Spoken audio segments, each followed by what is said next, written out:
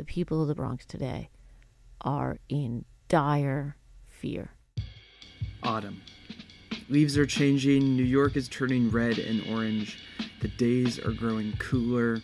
It's the fall of 1977, and the president's in town, President Jimmy Carter. There was this idea that he needed to show that he cares about cities, and so his handlers decided to take this detour from wherever he was staying. Instead of taking him straight to the UN, they took him on this tour, a winding tour up into the Bronx. And he goes and stands in the rubble of Charlotte Street. President Carter took a break from his UN activities for an unscheduled visit to a slum. 100 blocks north of UN headquarters, the president's limousine cruised unannounced for more than an hour through streets crumbling from neglect.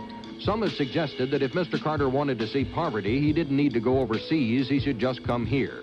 30,000 buildings have been set on fire and abandoned in the last 10 years. So when Carter came on this tour driving through the Bronx, he gets to Charlotte Street, and that's what it is. It's a rubble-strewn lot.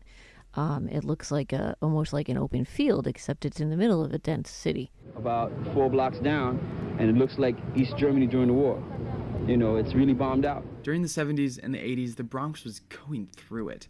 And right smack dab in the middle of the borough is Fordham, this Jesuit Catholic institution. And as a Jesuit school, Fordham has specific beliefs about the importance of social justice. I talked with this historian named Eileen Markey, and she told me how Fordham Jesuits began organizing tenant associations and fighting redlining and disinvestment. You can hear all about it in Chapter 6 of my new investigative podcast series, Revoked.